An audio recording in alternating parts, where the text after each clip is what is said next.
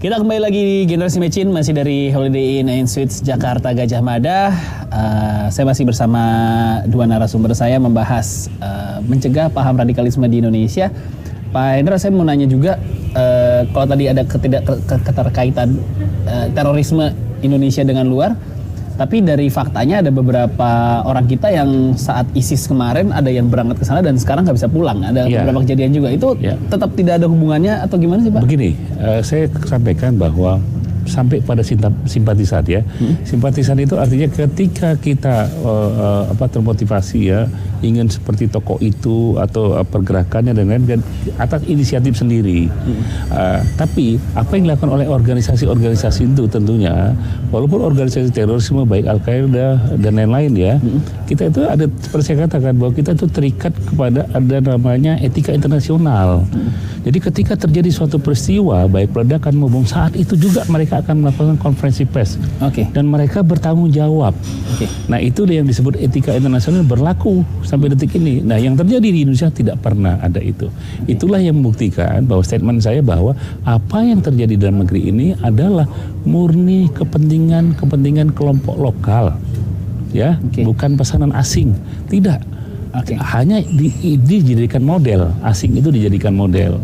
Saya sudah banyak sekali melihat kejadian-kejadian tersebut, mulai dari apa yang dilakukan, bagaimana cara melakukannya, itu semuanya tidak ada hubungan. Jadi ini hanya masalah politik lokal, kepentingan. Itu kita harus paham dulu di situ masalahnya. Jadi bukan global ya, ini politik lokal, nasional kita. Nah kalau untuk dari peran pemerintah sendiri, upaya meredam, seperti yang kita tahu, setiap tahun pasti selalu ada kejadian dan selalu ada yang ditangkap, tapi selalu berulang tuh Pak. Maksudnya apakah dari akarnya tetap nggak bisa kesentuh? Sebenarnya begini, kita bisa memulai dari pemerintah ya, bisa mulai dari melaksanakan dulu lah ya. Artinya beberapa hutang kewajiban misalnya. Contoh misalnya antara Indonesia, Jakarta dengan Aceh, Jakarta dengan Papua, Jakarta dengan Aceh misalnya. Itu kita sudah sepakat loh ya, 14 tahun yang lalu kita menandatangani perjanjian Helsinki. Ketika sudah ditandatangani bersama artinya kita sudah sepakat. Tetapi dalam item itu masih mungkin sekitar 60% perjanjian itu yang tidak atau belum dilaksanakan oleh pemerintah kita. Nah artinya apa? Ini kan potensi konflik. Ketika ini tidak dijalankan, maka Aceh akan menganggap bahwa ini Jakarta ini. Jadi radikalisme itu salah satu, bukan salah satu faktor penyebabnya mungkin masalah sosial sebenarnya, bukan masalah agama. Ya sebetulnya sosial ya. Jadi mulainya dari hal seperti ini. Ini basic loh ya, basic ya. Kenapa? Ini dia terjadi tadi pendiaman. Ini akan menjadi potensi konflik dan parahnya lagi. Di situ jelas tertulis jika salah satu pihak tidak menjalankan kesepakatan tersebut, maka Uni Eropa akan masuk ke sini. Masuk loh ya. Ya. Dan kedua, artinya apa? Kenapa Aceh masih bersabar sampai saat ini? Karena setengah hatinya itu di Jakarta, di Indonesia. Ya. Nah, artinya apa? Kita yang harus introspeksi dulu. Kejadian kedua kemarin beberapa hari yang lalu, waktu itu terjadi pengibaran bendera Indonesia, Papua di Sydney. Saya tidak melihat ada atensi ya, terhadap masalah ini. Didiamkan saja, ya. Sehingga apa? Kita melihat bahwa jika bendera itu sudah berdiri di satu negara, itu bukan saja mendukung, tapi sudah mengakui. Kita harus bisa membedakan tahapan mendukung dan mengakui itu di mana. Nah, inilah yang saya katakan tadi. Inilah sebetulnya musuh atau penuntasan yang ada di depan kita yang harus kita selesaikan sekarang ini. Pembiaran ini. Iya, bukan mencari masalah-masalah baru dengan narasi-narasi baru yang sebetulnya kita hanya mengajar asap gitu. Apinya itu di mana kita nggak tahu. Itu loh, jelas sekali. Aceh itu beranda kita. Bayangkan ya, kalau Aceh detik ini dia akan berbicara bahwa salah satu pihak tidak menjalankan ini, maka Uni Eropa akan masuk dan kita akan kesulitan. Dan kita akan membayar jauh lebih besar dari apa yang kita bayangkan. gitu loh, karena kita sudah menandatangani kesepakatan ya. Nah itu hal seperti ini yang harusnya. Dan ini sebetulnya kalau saya lihat sebetulnya di pemerintahan sendiri itu terjadi distorsi komunikasi. Karena saya melihat Pak Jokowi ini belum mendapatkan informasi yang utuh, yang konkret, baik Aceh maupun Papua.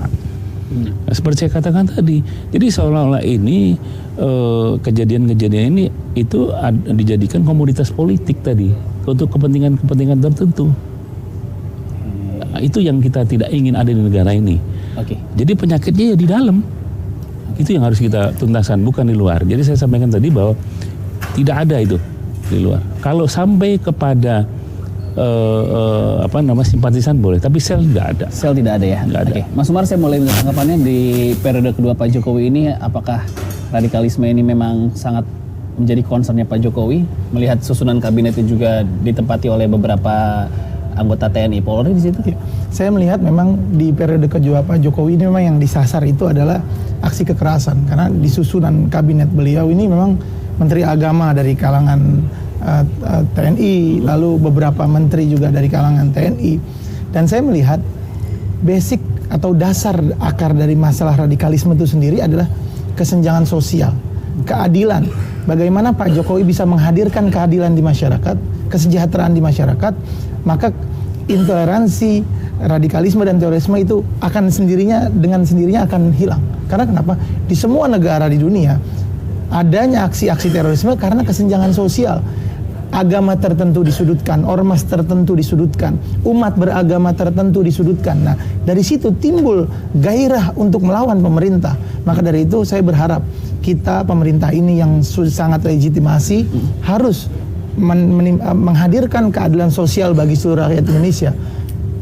Pasal sila kelima dari Pancasila itu adalah harus dihadirkan apabila Pak Jokowi ingin menghilangkan aksi-aksi kekerasan Indonesia. Nah, kuncinya ada di keadilan. Sebenarnya salah satu yang kemarin menjadi cukup di highlight soal HTI, dilarangnya HTI berorganisasi. Apakah itu sudah keputusan yang tepat? Kalau menurut saya harusnya jangan biarkan pengadilan yang memberikan keputusan, jangan Menteri Hukum dan HAM yang menarik pendirian dari atau akte dari HTI atau menutup HTI begitu ya, tapi biarkan pengadilan asas yang dipakai oleh pemerintah menurut saya agak sedikit keliru, karena tidak ada yang bisa menghakimi di Indonesia dengan hukum kita yaitu kecuali hakim. Jadi silahkan pengadilan yang menghakimi boleh atau tidaknya HTI terus di Indonesia. Ini belum ada putusan hakim, jangankan inkrah, putusan saja belum ada, tetapi HTI sudah dibubarkan. Nah, inilah yang salah.